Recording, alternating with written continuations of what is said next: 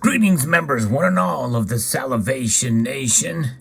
You know, I was sort of reluctant to do a video about this topic as it always is controversial, and I have very strong opinions about it, but nonetheless, I remember exactly where I was and what I was doing on that fateful day in September of 2001. A very clear day, not a cloud in the sky. Same thing for the following day as well, which has very personal memories as well. But nonetheless, that day we will all remember in some form or another. The problem is it has been twisted, as is the many events throughout history, with conspiracy theories, some of them very wild, some of them actually quite offensive in that the government did this and covered it up. Well, number one, that is, you give the government way too much credit that they could ever do such a thing with the amount of leaks that happen, and it has happened for a number of years, especially in the 20th, 21st, and 20th century. You see a lot of leaks about conspiracy and government corruption, and this is why we have a press. And you would think that there's no way that they could cover something that big of a conspiracy up. But regardless, the fact of the matter is we were attacked. We were attacked for the ideology of freedom. And that's kind of why people came together on September the 12th and united. We were probably the most united we have been since World War II at that time on September the 12th, 2001. But nonetheless, what happened on 9/11? Some people may forget or are clouded by what's been talked about on the internet, conspiracy theories and the like. We were attacked. We were attacked by Saudi Arabian terrorists, essentially. They flew planes into the World Trade Center and into the Pentagon, and the destruction and death occurred. Over 3,000 people died that day. And so what is this about? It is about remembering them, remembering the sacrifice of those who fought in the months after, and also those who sacrificed themselves to save others on that very day, especially with United Flight 93. There were three sites of horror that day: Washington, D.C., New York, and then a field, Shanksville, Pennsylvania. And so we remember the sacrifice of those who put their lives on the line to save others. A lot more could have been killed that day for sure. And, people like to take this day and make it a day of service. And that's fine to help other people. Really, that should be every day, not just on 9/11. I look at today as a day of remembrance and reflection that there is real evil out there.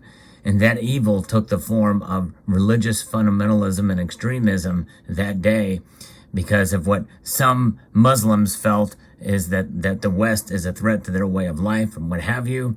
And of course, people can debate and argue that. But nonetheless, no matter what was the case, most agree, and even most Muslims agree, that the extremists that took to that action on that day was horrible and never justified under any circumstances, under any religious text. But nonetheless, we were attacked, and we should fight back against those who attack us, especially if they kill innocent people. And it should go without saying, most people understand and know this, that on that day, many good Muslims were killed as well. It just goes to show you that extremism takes place in many different forms. And this is an idea of not just about killing as many people as possible, but about terrorizing. This is why they call it terrorism. And that's what had occurred that day. And so let us take time to pause and to remember those who lost their lives, and to never forget what this day was about, and to remember and to appreciate those who sacrificed in order to save others on that day. So there you have it. Let me know what your thoughts are in the comment section below. My comment section is always open to whatever you feel. There's obviously some people who would disagree with this, but I wanted to take the time to show this medal here as well, that you can see was created by the United States Mint in 2011 for the 10-year anniversary. There was not a 20-year anniversary medal, surprisingly enough, and it really kind of wanted to reflect not necessarily so much the idea of never forget, which is what we all are used to hearing in terms of this day, but to always remember. And so I think in a sense that's a stronger statement, to always remember, because it's easy to say in a negative sense to never forget, so that maybe but if you take it and you put it in your head to always remember, and there you can see the reflection of the towers in the background, but always remember the sacrifice and service of that day, especially of the first responders, fire and rescue, police that lost their lives that day trying to save others. And we know it led to a different movement, a reorganization of government. Some say in not such a good way, and I would agree with that, especially with the Patriot Act and how that was abused literally within a year after its forming.